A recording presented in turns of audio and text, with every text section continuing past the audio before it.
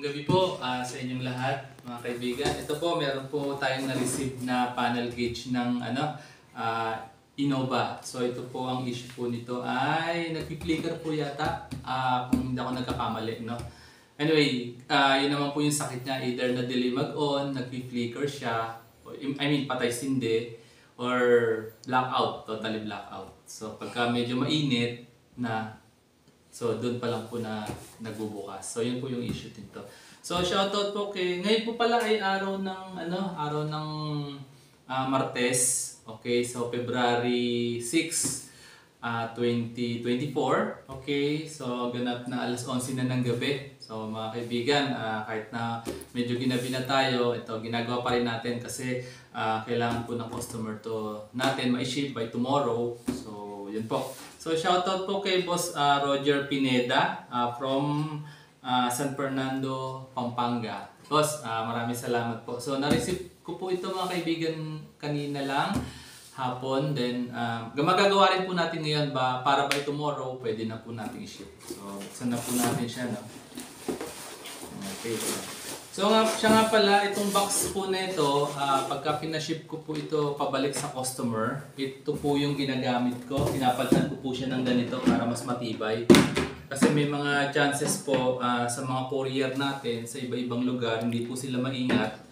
So basta na lang po nila itinatapon. Minsan yung laman nito sa loob, minsan nadadamage po eh. So just to make sure lang po na safe, yun po, pinapalitan po natin ng ganito.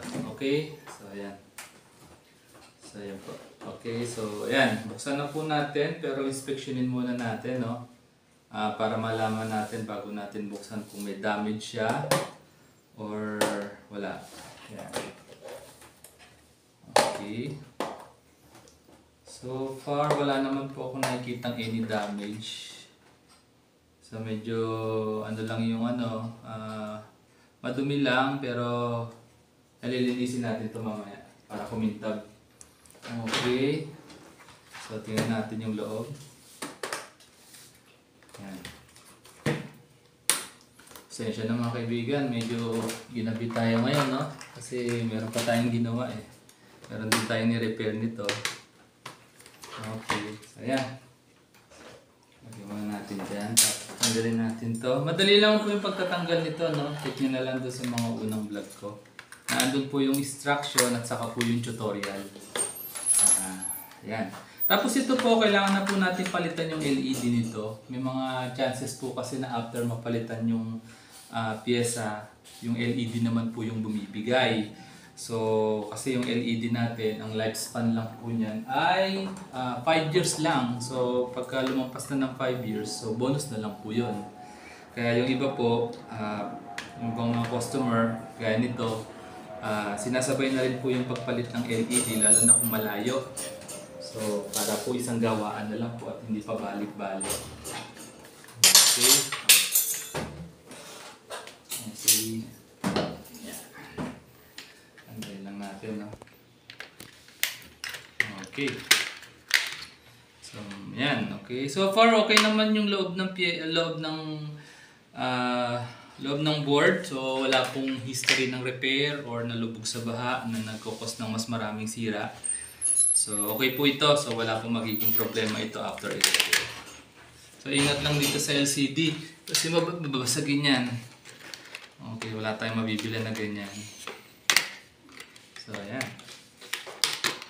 Okay. So, ayan. Ayan, medyo sunog na nga po yung LED. Palitin na siya. Okay. So, ayan. Okay. I-repair na po natin to, no? Balikan ko po kayo. Medyo may katagalan lang po yung pagre-repair nito. It will take around less than 1 hour lang naman. Okay. Post ko muna yung video. Tapos after ko magawa, papalikan ko na lang po kayo. Then, papalitan ko na rin po yung LED para isang gawaan na lang po. Okay po, thank you. Ikaw. Okay na po ito, mga kaibigan, Sir Roger. So, napalitan na po natin ng ito. Ito yung LED. Ayan, mga pyesa po, IC diode, capacitor, IC na wala, nahulog yata. Okay. Sige, ito po, i-test na po natin siya, no? So, ayan. Okay. So, paganahin na po natin siya. Yan. 1, 2, okay. 1, 2, 3. Yan, okay na. Ayan, yung ilaw. Ang liwanag po ng ilaw niya ngayon kasi bagong palit na siya. Oh. So, bilangin po natin lahat ng ilaw, no? 21 po yung ilaw na pinalitan natin. Lahat po ng kulay puti. Kasi yan po lang yung madaling masira o mabilis masira kasi lagi po siyang naka-on. So, 1, 2, 3, 21 po siya, no? 1, 2, 3, 4, 5, 6, 7, 8, 9, 10, 11, 12, 13, 14, 15, 16, 17, 18, 19, 20, 21. Ayan, kompleto. So, medyo may karamihan lang po kaya binibilang ko siya kasi may mga time minsan na nalilimutan ko minsan na nalagyan ko o minsan yung hinang, walang hinang kaya may mga time na walang ilaw. Okay, so ito linisin na po natin doon, no? Okay, itatanggalin lang po itong plastic sa loob. Okay, tapos yan, ito marumi po ito. Yan. Okay, pati po ito. Doon din yan. Yan, linisin po natin. Pagka nalinis na, pwede nyo na pong ilagay ito, no, sa loob. So, madali lang pong ikabit ito. Di-clip lang naman po yan. So, walang problema dyan. Okay. So, yan. Okay na. Tapos ito, try po natin itong ikabit. Ito na. Ito. Yan. Okay, okay. Yan. Tapos, LCD. Ito, yung LCD natin. Linisin lang muna natin ito mga kaibigan. Yan. Yan. Okay. Tapos ito, linisin na rin po natin. Bilis na po ito, no? So, yan. Tapos ito, itong needle. Itong needle, no, kailangan bago nyo tanggalin yung mga bagong maggagawa pa lang. Kailangan lagyan nyo ng marking kung saan siya nakatapat. Para po pagkatapos nun, doon nyo rin po siya ilalagay. Isisentro. Kasi mawawala po sa alignment yan eh. Pagka hindi po tama yung pagkakalagay po ng needle. Pagkakasentro niya. Yan, okay. Yan. Okay. Ganito. Okay. Huwag nyo masyadong ikalubog kasi minsan sumasagi dito. Ayun, ganito. Napasobra lubog po. Yan. Banayad lang, sakto lang. Yan. Okay. Tapos ikot nyo lang, check nyo kung may sasayad o wala. Pag may sumayad, iangat nyo lang po. Okay, ito linisin na po natin to, no? Yan. Bagong-bago na. Tapos, mamaya na natin ilagay yung cover sa likod. Kasi lilinisin pa natin ng ito. Yan, ng acrylic cleaner. Para mas malinis siya. Magmukhang bago. Kasi yung dumi dito, yan, dyan naninirahan yung dumi.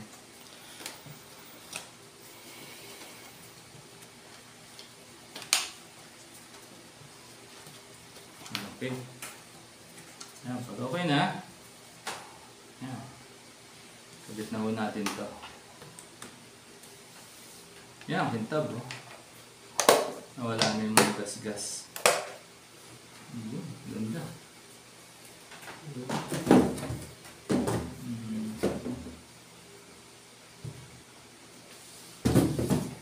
Okay, so ayan, i-test na po natin, no? Okay, supply na natin. So ayan, yung mga needle na yan, inilagay ko dun sa taas. So ngayon, kapag po yan ay good na, so lahat po yan bababa at mag-calibrate siya sa 0. So, okay? Yun po ang palatandaan niyan kapag good na po yung inyong gauge. Tapos pag kinabit nyo po sa inyong sasakyan, yun, okay na po siya. Okay, yan. 1, 2, 3. Yun. Yan, milon. Yun, ayan, ang linaw. Ang ganda. Yan, okay na. Nag-calibrate na. So, ang odo niya ay 124,500 124k na. Anyway, okay lang naman to sa ganitong katagal. Okay na po ito. So okay na po ito, Sir Roger from San Fernando, Pampanga. So bukas po natin to i-ship. So maraming salamat po mga kaibigan. Muli, salamat po sa inyong suporta. Yung mga details po ng service ko, phone number na andun po sa description ng bawat YouTube vlog ko. Salamat po. Thank you po ng marami.